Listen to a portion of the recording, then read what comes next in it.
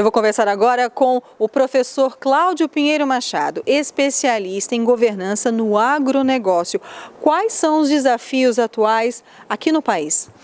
Bem, Luciene, quando a gente fala do agronegócio, é um setor altamente complexo, com uma série de segmentos. A gente está falando desde atividades antes da porteira, toda a indústria de insumos para a agricultura, como atividade produtiva rural, propriamente dita, os setores de transformação, de processamento, toda a indústria de alimentos, energias e fibras, até a distribuição final dos alimentos. Então, o conceito de agronegócio envolve uma cadeia complexa de atores que interagem e se relacionam dentro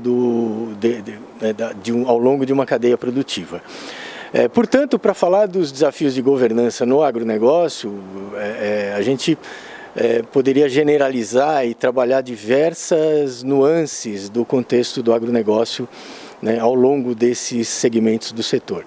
Eu gostaria de enfocar uma série de desafios específicos que hoje ocorrem e são muito significativos no elo da atividade produtiva, ou seja, do segmento do campo, da atividade da agricultura e pecuária, né, do universo enorme de produtores rurais, mais de 5 milhões de produtores rurais no Brasil, em que o conceito de governança, ou as ferramentas, os processos de governança ainda não são tão conhecidos e desenvolvidos.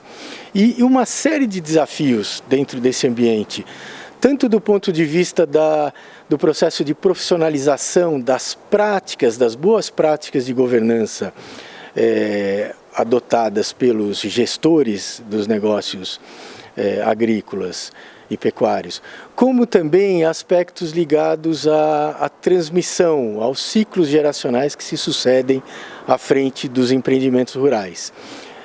Existem uma série de desafios aí para contextualizar um pouco inicialmente essa dinâmica de transição no agronegócio. A gente tem um ambiente em que cada vez mais se demanda do produtor rural, né, uma conduta, né, alinhada com melhores práticas do ponto de vista social, do ponto de vista ambiental, e também do ponto de vista econômico, ou seja, da sustentabilidade do próprio negócio rural. E muitas vezes, ao longo das transições, essa dinâmica se perde, né? Então você imagina um caso de uma atividade de produção de soja no Mato Grosso, né, em que existe uma transição de um fundador, de um empreendedor, para uma família de 4 ou 5 herdeiros.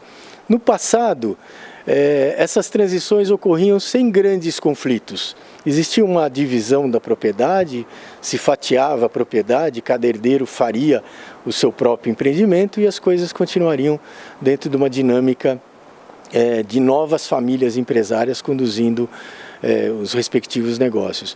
Hoje em dia, com o alto grau de tecnificação de uma série de atividades rurais, isso não é mais possível, né? Uma atividade produtiva rural que se quebra, que se fatia, acaba não sendo mais sustentável no negócio, né, pela necessidade de escala, pela necessidade de alto uso de tecnologia, pela necessidade de competências de complexidade gerencial, que não permitem mais que você tenha uma distribuição, um fatiamento, uma perda de integração dessa atividade. E aí vem o grande desafio. Para se manter unida, para se manter integrada, essa atividade requer que exista a coexistência, né, dos novos sócios no negócio, para a continuidade do negócio, irmãos, primos que devem, né, criar uma maneira de coexistência, de alinhamento de interesses, para que o negócio se mantenha produtivo, se mantenha favorável. E, Cláudio, como é que está a questão da conscientização do produtor rural com relação à sua responsabilidade com o consumidor, no uso de insumos, enfim, toda a produção? Como é que está isso?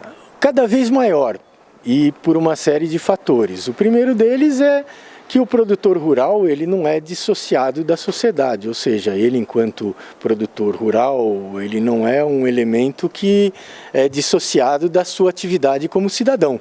né? Ele também é consumidor, ele também é gente, ele também tem todas as outras facetas, né, nas suas diversas atribuições na sociedade. E essa conscientização, né, se dá de uma forma muito intensa em todos os segmentos da sociedade.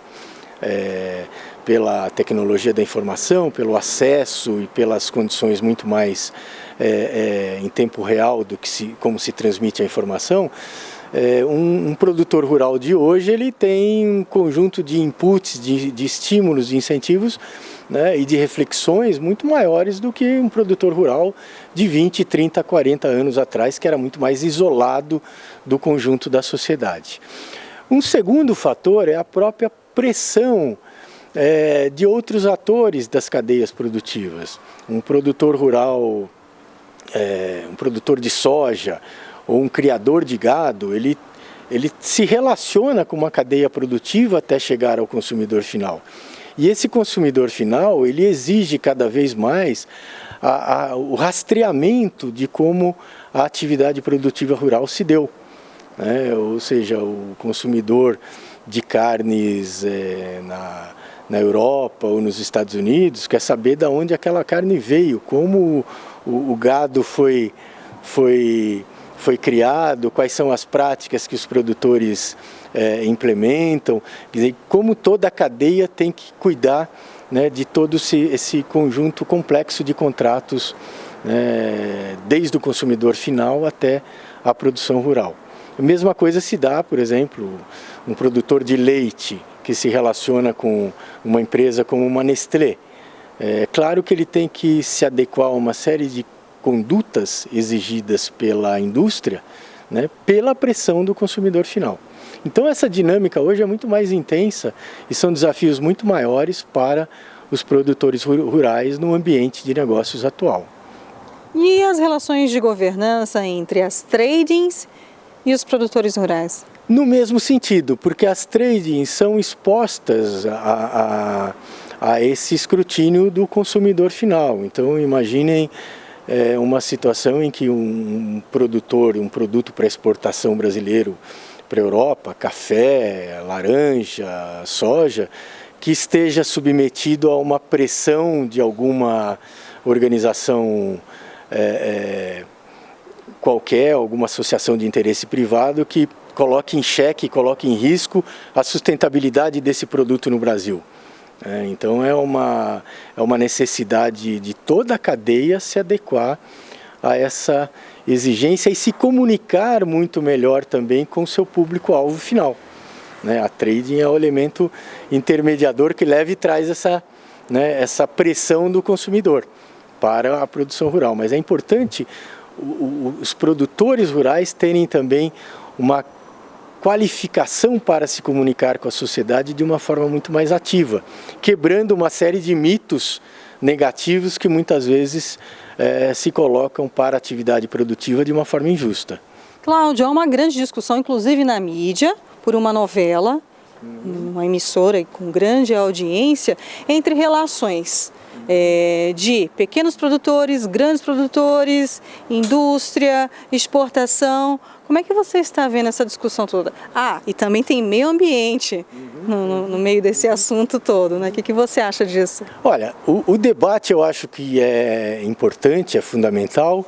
Por outro lado, eu vejo que muitas vezes essa discussão, a forma como os temas são colocados, acabam levando a um certo julgamento maniqueísta. E o mundo é muito mais complexo que isto. A atividade, óbvio que a atividade rural, os produtores rurais têm um enorme range de heterogeneidade nas suas formas de conduta e nas suas relações com os agentes na sociedade. Mas tem uma série de elementos que podem e devem ser tratados pela mídia responsável, pelos formadores de opinião, descaracterizando ou desmistificando um pouco aquela figura que muitas vezes se coloca do produtor rural como ou é o grande produtor, espoliador, que tem práticas injustas de relações de trabalho com o meio ambiente, ora é o pequeno produtor familiar que é o o sujeito simples, que não tem proteção, que é o coitadinho, que precisa da mão forte do Estado para ajudá-lo, né? Essa dicotomia e esses extremos, na verdade, são caricaturais. O mundo é muito mais, né, o mundo real é muito mais complexo que isto.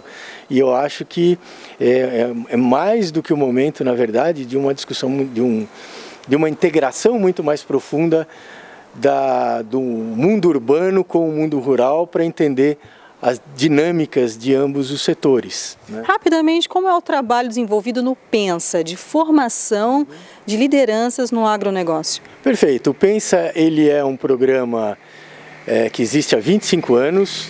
É um programa de pesquisa ligado à Faculdade de Economia e Administração da USP, a FEA, cujo foco principal é o desenvolvimento de pesquisas no agronegócio, a formação de mestres, doutores que vão participar em diversas esferas aí da formação de conhecimento acadêmico no agronegócio. Uma outra dimensão da atividade do Pensa é o desenvolvimento e capacitação de lideranças, de profissionais do agronegócio, por meio de cursos de extensão, programas de treinamento em diversas áreas, como marketing, finanças, governança, recursos humanos, ou seja, procurando trazer elementos de administração e economia para a formação de jovens líderes no agronegócio e executivos, e aperfeiçoar o conhecimento de executivos no agronegócio. O Pensa é um programa ligado por meio da FIA, Fundação Instituto de Administração, que esses programas de extensão são oferecidos à comunidade do agronegócio, e tem na sua dinâmica de gestão professores e pesquisadores e consultores ligados ao mercado que interagem com as atividades de pesquisa e extensão na forma de treinamento e consultoria para o universo do agronegócio. Cláudio, muito obrigada pela sua primeira entrevista aqui para a Educascope TV. Eu que agradeço, muito obrigado pela oportunidade. Obrigada. Luciene Miranda para a Educascope TV.